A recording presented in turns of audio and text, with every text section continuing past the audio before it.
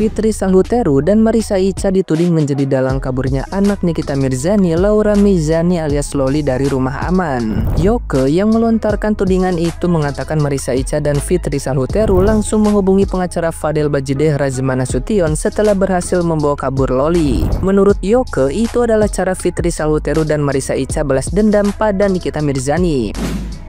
Ternyata aku baru dapat info bahwa Marissa Icha dan Fitri adalah dalang gimana Loli itu keluar dari safe house-nya dan langsung mengontak Razman ya. Jadi ini adalah salah satu balas dendamnya mereka ke Loli. Makanya kenapa Loli sampai berucap ada HIV segala macam. Dari mana Loli bisa dengar itu? Ini kan baru beberapa jam si Fitri ngomong HIV. Coba kalian pikirin ya. Ini dalangnya benar-benar gila sih. Namanya anak ini mungkin 5 bulan lagi di safe house biar diterapi, keluar malah jadi lebih emosi ya kan, karena ada dalangnya ya. Marissa Icha sama Fitri, lu harus tanggung jawab sampai akhirat lu ya. Lu ngadu domba ibu dan anak ya. Mendengar tudingan itu, Marissa Icha tidak tinggal diam. Melalui unggahan Instagram story-nya, Icha mengaku baru mengetahui kabar Loli kabur dari rumah aman di pagi hari. Janda satu anak ini pun tidak terima dituding sebagai dalang kaburnya Loli dikala dirinya juga tidak pernah ikut campur masalah ibu dan anak tersebut. Tidak hanya Marissa Icha, Fitri Sahluteru juga tidak terima dituding sebagai dalang kaburnya anak Nikita Mirzani dari rumah aman. Bahkan Fitri Sahluteru tidak takut dihukum bila dirinya benar-benar terbukti membawa kabur Loli dari rumah aman. Fitri Sahluteru justru heran dengan Nikita Mirzani yang selalu menyalahkan orang lain di tengah permasalahannya dengan Loli. Ini netizen ya, jangan salah pikir ya. Aku bukannya bergembira ya atas apa yang terjadi, berita dari tadi malam ya. Handphone aku sih yang pertama mulai dari jam 2.30 dini hari ya. Lalu tiba-tiba ada lagi penggiringan opini dari buzzer-buzzer bahwa aku dengan Marissa Icha dalang dari kaburnya anak itu.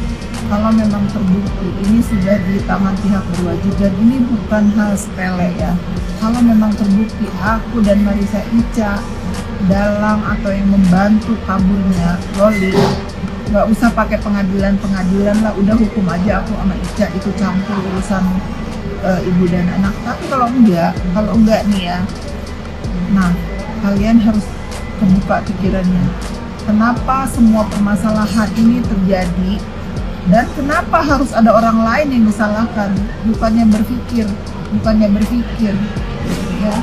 Nah, gimana nih menurut netizen yang terhormat? Silahkan berkomentar ya. Bentar, pertanyaan aku satu, kok bisa Loli kabur ya? Ini rumah aman loh, bisa kabur loh. Wow, the best banget ya. Udah kabur terus tiba-tiba ada wartawan, udah kumpul di depan. Bentar, bisa kasih bocoran nggak wartawan ke aku ini? Kalian suruhan siapa? Sangat gak logis banget di otakku. Yang namanya orang kabur itu sembunyi-sembunyi. Kabur ya, kabur. Tiba-tiba wartawan udah berkumpul. Nah, masuk gak di otak kalian? Kabur, ada wartawan rame. Disuruh siapa tuh? Gila! Heboh banget nih pemberitanya si Loli kabur dari safe house. Anak usia 16 tahun, 17 tahun, sign ya. Yang baru beranjak dewasa, yang baru mengenal cinta, yang baru mengenal TOL ya. Masih gila-gilanya, masih bucin-bucinnya ya. Semua orang akan dilawan, apalagi cuma orang tuanya. Terus kalian para orang-orang yang belakangnya Loli, yang belain, yang ngebantuin dia lolos dari safe house, sakit ya otaknya ya. Lo gak kebayang anak-anak lo yang masih kecil-kecil itu nanti bakal merasakan hal yang sama, jatuh cinta sama orang, terus lo dilawan, emaknya dilawan? Gak mau kan? Yuklah please. Nikita Mirzani memang bukan orang yang sempurna, tapi dia membela anaknya. Itu aja asal kalian tahu. Lo kalau kecampur, kalau lo mau dendam sama emaknya aja, nggak usah bawa-bawa anaknya. Kesel banget gua pada nggak punya otak. Kalau aku ya jadi Nikita Mirzani pasti juga bakal ngamuk ya. Itu anak aku ya, si Laura Mirzani itu anak aku. Proses hukum masih berjalan kan, semua bukti udah dimasukin ya kan, semua saksi juga udah diperiksa. Tuh anak juga udah ngaku kalau dia udah enggak menurut informasi yang dikeluarkan oleh si Rasman Nasution. Pertanyaannya, rumah aman. Aku sih bertanya-tanyanya sama rumah aman ya, karena aku pikir tuh rumah aman tuh dijaga ketat, terus benar-benar aman. Nah kalau kayak gini sih Laura Mirzani bisa kabur, benar nggak sih rumah aman itu aman? Terus kalau ada orang tua yang ngelaporin tentang dugaan ya anaknya ini mendapatkan mendapatkan tindakan yang diduga ya kriminal di dalamnya, terus ibunya mempercayakan ke rumah aman, Nikita Mirzani mempercayakan ke rumah aman nih anaknya, tiba-tiba rumah aman ini diduga terdeteksi nggak aman. Kenapa? Ya karena ada yang bisa kabur bro, sis ya, dari rumah aman. Ini salah siapa dan tanggung jawab siapa ya? Jadi kalau Nikita Mirzani ngamuk itu hal yang wajar sih buat aku sebagai seorang ibu ya, yang punya anak, yang mempercayakan anaknya itu ya dijaga di rumah aman, tapi ternyata di rumah aman bisa kabur. Gimana itu ceritanya? Atau jangan-jangan ada oknum-oknum nih ya yang itik gimana itu? Sebel deh. Yang bertanggung jawab atas keberadaan anaknya memanglah orang tuanya. Namun bukan berarti harus menganggap masing-masing pihak paling benar. Karena dalam kondisi saat ini yang dibutuhkan bukan siapa yang salah, siapa yang benar, melainkan apa solusi terbaik terkait polemik yang terjadi antara ibu dan anak. Terlalu banyak orang-orang yang turut campur dalam permasalahan ini. Bahkan terlalu banyak orang-orang yang memaksakan diri untuk masuk dalam permasalahan ini. Hingga pada akhirnya bukan menjadi lebih baik, melainkan menjadi lebih buruk. Bahkan bila kita cermati lebih cermat, rasanya memang terlalu banyak orang-orang yang berniat tidak baik hingga pada akhirnya mengkontaminasi cara berpikir dan cara pandang anak tersebut dengan memanfaatkan ketidakstabilan sisi emosional dari anak tersebut. Itu terlihat sangat jelas.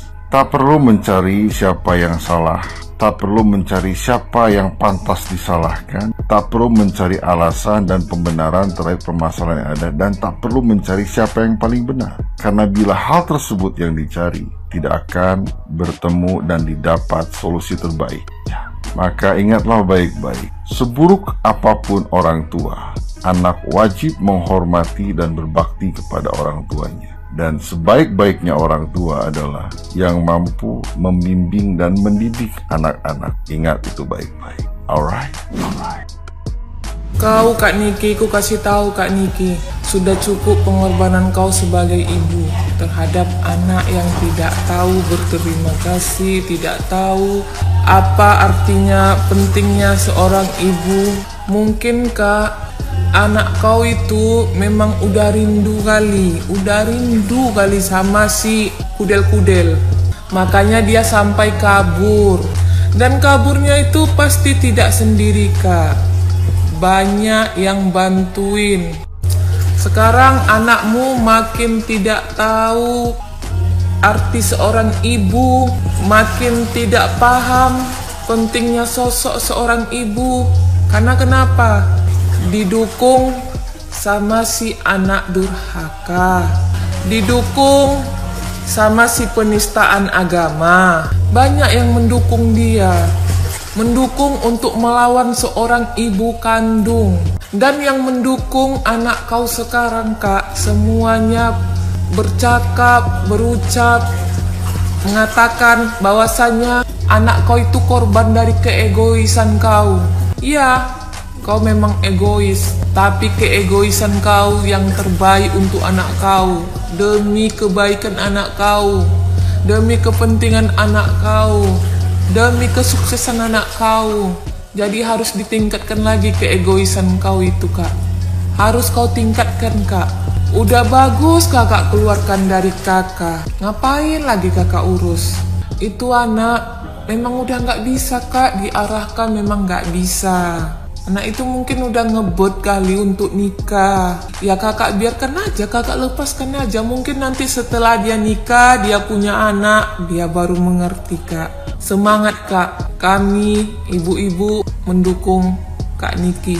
Mau separah apapun masa lalu Kak Niki, segondrang gandreng apapun, seburuk apapun, serunyam serumit ya masalah Kak Niki di masa lalu, seheboh apapun, Kak Niki tetap seorang ibu kandung yang tidak boleh didurhakai oleh anaknya. Semangat Kak Niki.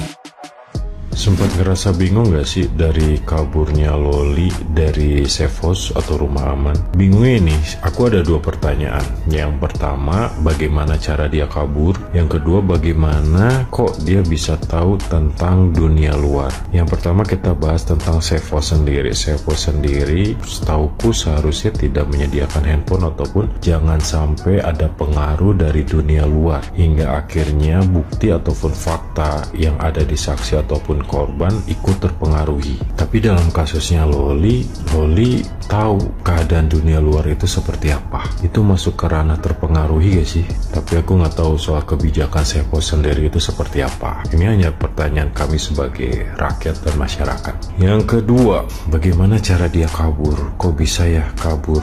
Ditambah kaburnya itu ke pengacara yang dilaporkan oleh ibunya sendiri ataupun pengacara Rasman.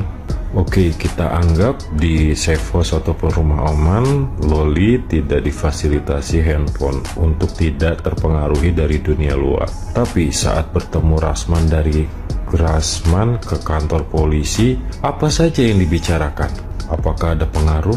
Hingga akhirnya Loli bisa meluapkan beberapa hal yang tidak terduga sama sekali. Bingung gak sih? Oke, anggap ini tidak sepengetahuan Rasman kalau Loli tiba-tiba datang ke tempatnya Rasman. Malah yang jadi pertanyaanku, kenapa saat Rasman mengantarkan Loli ke kantor polisi, wartawan sudah banyak, sudah ada malah. Kalian bingung gak sih? Mencurigakan banget gak sih? Ini pendapatku dan opiniku. Apa pendapat kalian? Komen.